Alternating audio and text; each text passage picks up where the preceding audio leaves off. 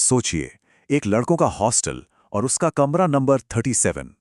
एक ऐसी जगह जहां दादागिरी की सारी हदें पार हो गईं और बदले की आग ने एक ऐसी अलौकिक शक्ति को जन्म दिया जिसने सबको जलाकर राख कर दिया। आज हम इसी खौफनाक सौदे की कहानी को परत दर परत खोलेंगे। कहते हैं ना, हर डरावनी कहानी की जड़ किसी न किसी अफवाह में होती है। और इस हॉस्टल में वो अफवाह जुड़ी थी कमरा नंबर 37 से। ये सिर्फ 4 दीवारें नहीं थी, बल्कि एक ऐसी जगह थी जिसके बारे में कहा जाता था कि वहां एक आत्मा भटकती है, और यही आत्मा इस पूरी कहानी का केंद्र बनने वाली थी। चलिए कहानी को सीधे बीच से शुरू करते हैं, एक अस्पताल के कमरे से, जहां बदले की आग का दूसरा शिकार अपनी आखिरी सांसें ले रहा था। लेकिन ये कोई आम मौत नहीं थी, बिल्कुल भी नहीं।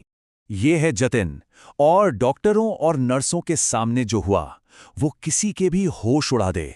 उसके टांके अपने आप खुलने लगते हैं, उसका शरीर हवा में उड़ जाता है और फिर एक अनदेखी ताकत उसे जमीन पर पटक देती है। ये एक अलौकिक हमला था, और ये तो महज एक शुरुआत थी। और इस पूरे खौफ के बीच गैंग का लीडर विक्की सीधे सीधे उंगली उठाता है एक नए स्टूडेंट समीर पर।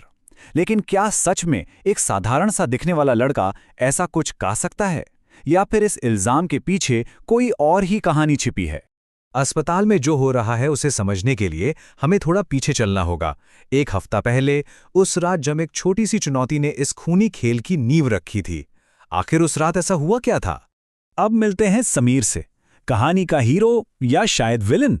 एक नया स्टूडेंट जिसकी जिंदगी रैगिंग के नाम पर हुए एक क्रूर मजाक की वजह से हमेशा के लिए बदलने वाली थी।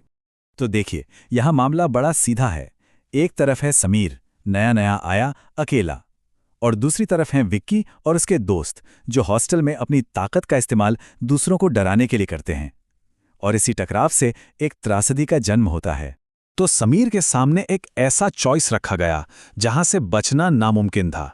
उसे 2 रास्ते दिए गए, या तो सबके सामने बेइज्जत हो जाओ, या फिर हॉस्टल की सबसे डरावनी जगह का सामना करो। दोनों ही रास्ते उसकी हिम्मत तोड़ने के लिए बनाए गए थे। समीर ने डर को चुना। वो कमरा नंबर 37 में गया, पर उसे ये नहीं पता था कि ये सब एक मजाक था। एक ऐसा मजाक जो कुछ ही पलों में जानलेवा साबित होने वाला था।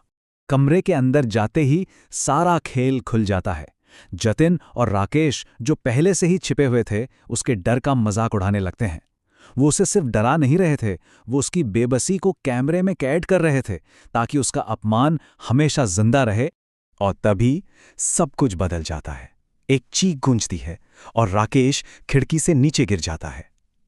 पर क्या उसे धक्का दिया गया, या कमरे में कोई और भी था? अचानक ये कहानी एक मजाक से एक मर्डर मिस्ट्री बन जाती है। तो सवाल ये उठता है कि इन मौतों के पीछे आखिर है कौन? क्या ये समीर का बदला है, या उस कमरे की आत्मा का कहर? सच कहूं तो सच्चाई इन दोनों से कहीं ज्यादा गहरी और दर्दनाक है। इस कहानी की असली जड़ 1 साल पुरानी त्रासदी में छिपी है।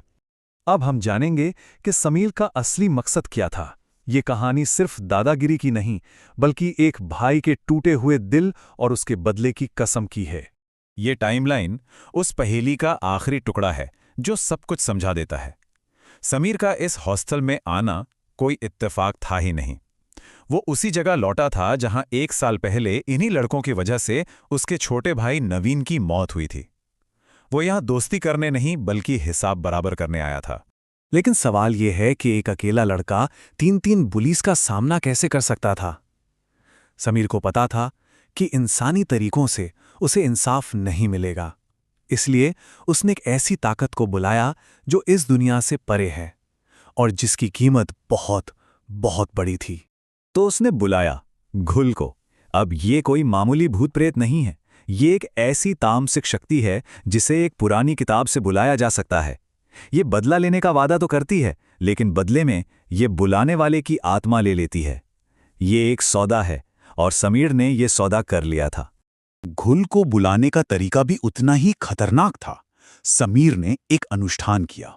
आधी रात, एक घेरा, कुछ पुराने मंत्र, और आखिरी में अपने ही खून का बलिदान। बस उस एक पल में उसने अपना बदला लेने के लिए अपनी आत्मा हमेशा के लिए बेच दी। और अब सौदा पूरा होने का वक्त आ गया था। आखिरी बुली विक्की का सामना अब समीर से नहीं बल्कि उस शैतानी ताकत से था जिसने समीर का चेहरा ओढ़ लिया था।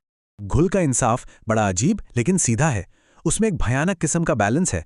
जिस बुली ने जैसा किया उसे वैसी ही सजा मिली। राकेश ने डर का वीडियो बनाया तो उसे खिड़की से फेंका गया। जतिन ने मदद की तो उसे दीवारों से टकरा टकरा कर मारा गया। और विकी, जो इस पूरे खेल का मास्टरमाइंड था, उसका अंत तो सबसे भयानक होना ही था। ये आखिरी टकराव सब कुछ साफ कर देता है। एक तरफ विक्की का इंसानी गुस्सा है और दूसरी तरफ समीर के चेहरे के पीछे से घुल का वो ठंडा डरावना वादा। ये एक इंसान और एक अलौकिक शक्ति के बीच की अंतिम लड़ाई थी। बदला तो पूरा हो गया, पर जब बदले की आग बुझती है तो पीछे क्या रह जाता है? कहानी का अंत हमें बताता है कि ये बुराई कभी खत्म नहीं होती। और इसी के साथ बदले की ये कहानी खत्म हुई। गुल ने अपना वादा निभाया, समीर के भाई को इंसाफ मिल गया, लेकिन इसकी कीमत समीर ने अपनी आत्मा देकर चुकाई। और यहीं कहानी का सबसे खौफनाक हिस्सा सामने आता है। वो बुराई खत्म नहीं हुई है, वो तो बस वापस अपनी किताब में लौट गई है। इंतजार कर रही है किसी अगले टूटे हुए इंसान का, जो बदला लेने के लिए अपनी आत्मा का सौदा करने को तैयार हो जाए। तो असली सवाल ये नहीं है कि अगला कौन होगा। असली सवाल तो ये है कि इंसाफ के लिए एक इंसान किस हद तक जा सकता है। ये किताब हमेशा रहेगी और ये सवाल भी।